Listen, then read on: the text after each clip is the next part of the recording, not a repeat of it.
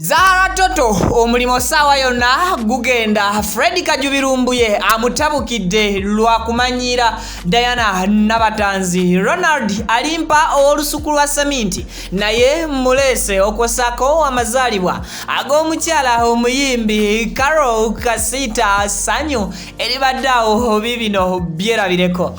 Bampita Vicky nsinzira ku Vicky exclusive buterevu ne Wonderboy UG. Thank you so much for subscribing bamikuwa a video nkusabye jimpeleka like kubanga ate obadde tonnaba kugikampera. Tubera proudly sponsored by Hajjati Kalodo asoma dua asangibwa Wakiso era ng'ennamba yebera mu kitabo kya Qur'an ku mukono ogwa kkono esembyayo 067 okosako Biva Organic Natural and Healthy Products abajjanjabisa eddagala ery'obutonde era nga bano bo basangibwa ku Access Building Rubaga Road.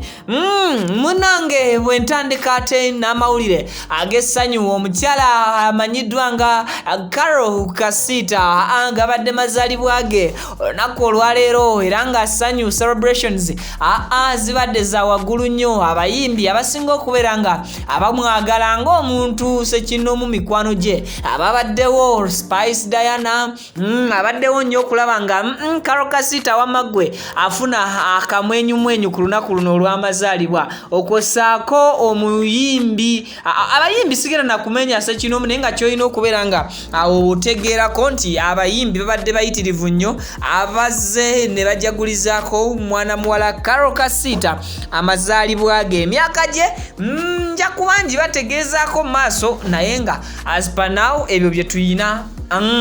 Kakati olutalo lutandise okubeera nga lukwata wansi ne waggulu olw'omukyala Diana Nabatanzi ne Zahara Toto. Ate ye Zahara Toto ebintu si birungi ku side ye anti Fred Kajubirumbuye bwatyo yavuddeyo n'abeera nga amu-exposinga to the extent eyinza okulabika nti n'omulimu gwe yandigufiirwa. Ebisinga by'obadde tomanyi ku Zahara Toto omwami Fred Kajubirumbuye bwatyo ye yagenze maaso n'okubanga amwabya ebyama bye n'abyasanguza eri public.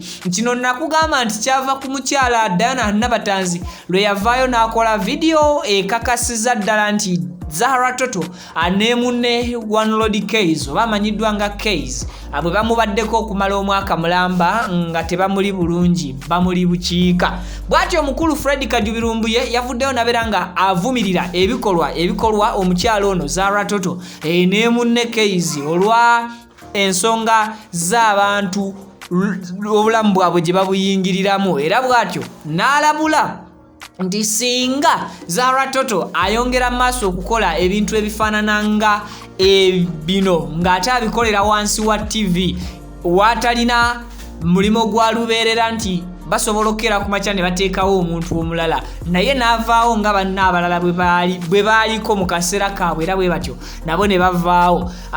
Agambye nti n'engeri gye bamanyiddemu omwana omulenzi omuyimbi omuto yakatandika okuyitimuka Ronald alimpa nti naye badde tesaana. Jukira nti Ronald alimpa yakayiivaayo n'ayimba oluyimba olumanyiddwa nga Sindon lwakuba abantu abasinga balweyitira lusuku lwa seminti era bwe batyo aba Uncut bavuddeyo ne bakola story ku mwana mulenzi ono nga bagamba mbu ennyimba za mwana mulenzi ono zonna zabbibwa. Awo Fred Kajubirumbuye yaviriddeyo n'agamba nti naye bannayuganda okwapreciating ebirungi kibatwalira akaseera akazibu okukikola lwaki mulindanga biseera bibi byokka abantu ne mulyoka mutandika okubasiima. Anyway gego gensobodde okubeera nga ate mukwano gwange nkusakira mpitibwa Vicky tewerabira ku subscribinga ku Wonderboy UG ane ku Vicky exclusive okosako video kujimpera ka like okusharinga n'okutambulira wamu nange mu comment section